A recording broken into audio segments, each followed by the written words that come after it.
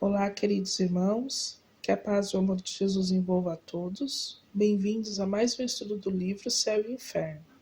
Estamos na segunda parte, capítulo 6, Criminosos Arrependidos, e hoje com a última parte do estudo da comunicação do espírito Jacques Latour. Vimos no estudo anterior o quanto as preces ajudaram esse espírito, Jacques Latour, a se equilibrar,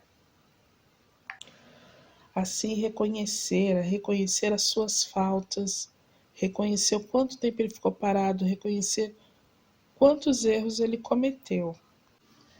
Ele compreendeu as imperfeições que o impedia de ser feliz. E agora ele deseja reparar os seus erros. Então vamos dar continuidade ao nosso estudo. Comunicação do guia do médium. Dizes que não compreendes as palavras do Espírito. Entenda que ele reconhece como melhor maneira de agradecimento ao Senhor comover esses criminosos por ele vistos, mas que tu não podes ver.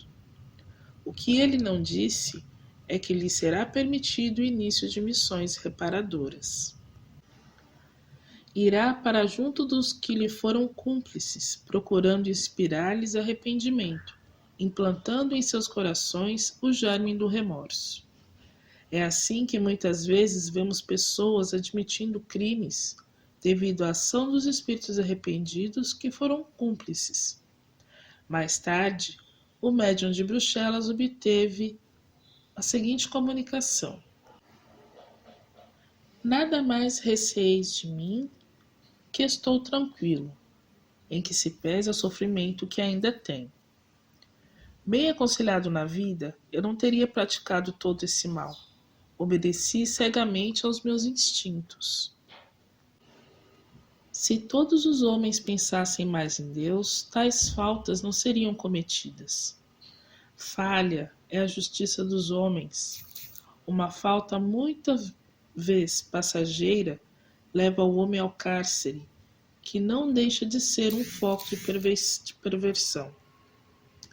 Daí sai ele completamente corrompido pelos maus exemplos e conselhos. Mesmo que a sua índole seja boa e forte para não se corromper, ainda ele vai encontrar fechadas todas as portas, retraídas todas as mãos, indiferentes todos os corações. Que lhe resta, pois? O desprezo, a miséria, o abandono e o desespero, se é que o assistem boas resoluções de se corrigir. Então a miséria o leva aos extremos, e assim é que também ele se toma de desprezo por seu semelhante. Assim é que o odeia e perde a noção do bem e do mal. Por isso que repelido se encontra a despeito das suas boas intenções. Para angariar o necessário, rouba, mata às vezes e depois o executam. Meu Deus, ao ser presa novamente das minhas alucinações, sinto que a vossa mão se estende por sobre mim. Obrigado, meu Deus. Na próxima existência, empregarei a minha inteligência no socorro aos infelizes que sucumbem. Obrigado por se comunicarem comigo, e não guardem de mim a lembrança do que viram, mas o de uma alma angustiada que agradece a vossa indulgência. Adeus. Evocai-me ainda e orai a Deus por mim. Latour. Talvez se estranhe tão pronta a mudança do seu moral. Esta reversão aos sentimentos mais benéficos indica uma natureza mais selvagem que perversa, a qual apenas faltava a boa direção. Diz o espírito Latour: eu sofro por causa desse arrependimento que me demonstra a extensão dos meus crimes. Aí está um pensamento profundo. O espírito só compreende a gravidade dos seus malefícios depois que se arrepende. O arrependimento acarreta o pesar, o remorso, o sentimento doloroso que é a transição do mal para o bem, da doença moral para a saúde moral. É para se furtarem a isso que os espíritos perversos se revoltam contra a voz da consciência, quais doentes a repelirem o remédio que os há de curar. Muitas instruções importantes se pode tirar dessas comunicações. A confirmação da eterna justiça, pela qual ao culpado não basta o arrependimento apenas, sendo este o primeiro passo para a reabilitação que atrai a divina misericórdia. O arrependimento é o prelúdio do perdão, o alívio dos sofrimentos. Mas por que Deus não absolve incondicionalmente? Faz-se mister a expiação e a reparação. Assim o entende Latour, e para tanto se predispõe. Se compararmos este criminoso àquele de Castelnaudary, veremos ainda uma diferença nos castigos. Naquele, o arrependimento foi tardio e, consequentemente, mais longa a pena. Lembremos que ele ficou quase 200 anos para dar a primeira comunicação, o espírito de Castelnaudary. Além disso, essa pena era quase material, ao passo que para Latour o foi antes moral, porque, como acima dissemos, havia grande diferença intelectual entre eles.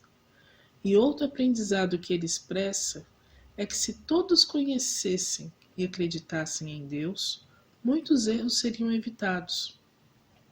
E pobre daquele que espera que a justiça dos homens corrija a maioria dos condenados, pois o processo é falho e é difícil a regeneração dentro da prisão e fora dela. Meus irmãos, que possamos trazer para nossas vidas todos esses ensinamentos, a fim de que não caiamos nas teias escabrosas, para que não venhamos a falhar. Pelos sofrimentos que passamos nesta vida, nesta encarnação, pelas vicissitudes que passamos, nós não precisamos tentar descobrir quem fomos no passado. Vamos reconhecendo a justiça divina e por consequência não precisamos também saber onde foi que nós erramos, onde foi que nós faltamos, quais foram as más ações sob nossa responsabilidade no passado. Lembremos que se ainda precisamos reencarnar neste abençoado planeta de provas e expiações, que isso já é suficiente para que nos esforcemos para crescermos no bem, para que tenhamos a consciência que devemos evoluir, que devemos amar, que devemos plantar o bem para podermos colher o bem lá na frente. Enfim, que tenhamos a consciência do reto pensar e do reto agir. Que Jesus abençoe a todos. Até o próximo estudo. Agora com depoimentos dos espíritos endurecidos. Até semana que vem.